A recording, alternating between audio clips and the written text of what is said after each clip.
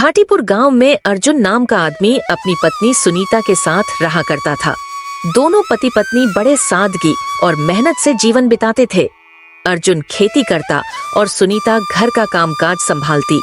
एक बार गांव में धान की रोपी बुवाई का समय आया। सभी किसान खेतों की ओर जाने लगे। तभी अर्जुन के पास उसका पड़ोसी मोहन आया और बोला, अरे अर्जुन, सुन तो, सरपंच जी तुझसे मिलना चाहते हैं। अर्जुन चौंक गया।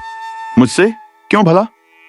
सरपंच जी ने सुना है कि तेरी फसल बहुत बढ़िया है, वो खुद तुझसे खरीदना चाहते हैं। अर्जुन तुरंत सरपंच देव कुमार के पास पहुंचा। सरपंच ने मुस्कुराते हुए कहा, अर्जुन, मैंने सुना है तुम्हारी फसल हमेशा अच्छी होती है। इस बार की फसल हमें बेच दोगे? तुम्हें मंडी से भी अच्छा दाम मिलेगा। अर्जुन यह सुनकर बहुत खुश हुआ।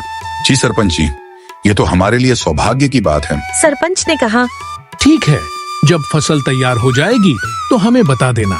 हमारे लोग आकर तुम्हारी मदद करेंगे और पैसे सीधे तुम्हारे घर पहुंचा देंगे। अर्जुन घर लौटा और अपनी पत्नी सुनीता को यह खुशखबरी सुनाई। सुनीता भी प्रसन्न हो गई। कुछ दिनों बाद अर्जुन सब्जियां लेकर घाटीपुर की मंडी में गया। सब्जियां बेचकर लौटते समय उसे मछली बेचने वाला मिला। उसने अर्जुन से कहा, भैया, ये दोनों थैलियां मछली की सिर्फ 100 रुपए में ले लो, मुझे जल्दी घर जाना है। अर्जुन ने मछली खरीदी और मन ही मन खुश हुआ कि आज सुनीता को मछली के पकोड़े खिलाएगा। समय बीता और अर्जुन की फसल पककर सोने की तरह चमकने लगी। जब सरपंच के आदमी खेत पर पहुंचे तो उन्होंने अर्जुन की मदद की और सारी बोरियां उसके घर तक पहुंचा दी। लेकिन अगले ही दिन अर्जुन के घर में चोरी हो गई। रात में किसी ने उसका पूरा अनाज चुरा लिया। अर्जुन टूट सा गया, आंसू भरकर बोला, ईश्वर, मैंने तो कभी किसी का बुरा नहीं किया, फिर मेरे साथ ही क्यों? सुनीता ने समझाया, रोने से कुछ हल नहीं होगा, चलो सरपंच से बात करते हैं। दोनों सरपंच के पास पहुँचे। अर्जुन ने कहा, सरपंच जी, कल रात मेरे घर से सारी बोरियां चोरी हो गईं। मैंने किसी और को अनाज नहीं दिया, आप गलत न समझिए। सरपंच ने शक भरी नजर से कहा, अगर सच बोल रहे हो तो ठीक है, लेकिन अगर पता चला कि तुमने किसी और को दिया है तो याद रखना। अर्जुन उदास होकर घर लौट आया। घर की हालत भी बिगड़ती जा रही थी। सिर्फ सब्जियों से गुजारा नहीं हो पा रहा था। एक दिन भोजन करते समय अर्जुन रोटी के साथ अचार खाने लगा। अचानक उसके मन में विचार आया और उसने सुनीता से कहा, भाग्यवान, क्यों ना तुम अचार बनाओ और मैं उसे घर घर जाकर बेचूं। पहले लोग छखेंगे, अगर अच्छा लगा तो खरीदेंगे। सुनीता पहले तो हंस पड़ी, फिर बोली, ठीक है, कोशिश करके देखते हैं। मेरे हाथ का स्वाद किसी को भी पसंद आ जाएगा।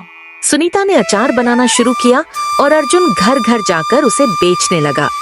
पहले घर में ही पड़ोसी गीता ने अचार चखा और बोली, वाह, ये तो कमाल का स्वाद है, 1 किलो दे दो। कुछ ही दिनों में अर्जुन का अचार इतना लोकप्रिय हो गया कि उसने घाटीपुर के बाजार में अपनी छोटी सी दुकान खोल ली। अब लोग दूर दूर से अचार खरीदने आने लगे। एक दिन सरपंच देव कुमार उधर से गुजर रहे थे। उन्होंने देखा कि अर्जुन की दुकान पर भीड़ लगी हुई है। उन्होंने भी अचार चखा और बड़े प्रभावित हुए।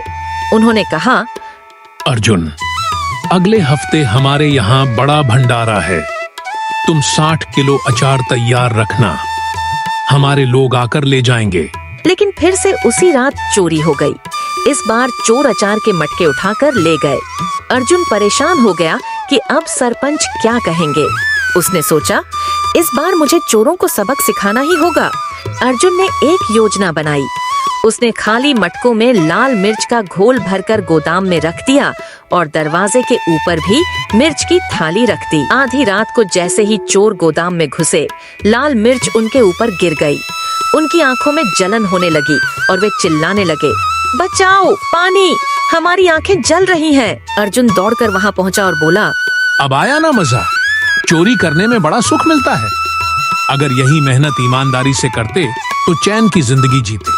डरे हुए चोर बोले, हम मजबूरी में कर रहे थे, हमें बाबूलाल ने ऐसा करने को कहा था। अर्जुन चौंक गया। क्या बाबूलाल?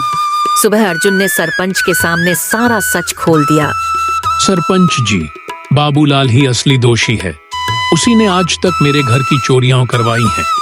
चोरों ने खुद कबूल किया है। सरपंच ने गुस्से में कहा, बाबूलाल, इतने सालों से तू गांव में हमारे साथ था और यह विश्वासघात करता रहा। पुलिस को बुलाया गया और बाबूलाल को गिरफ्तार कर लिया गया।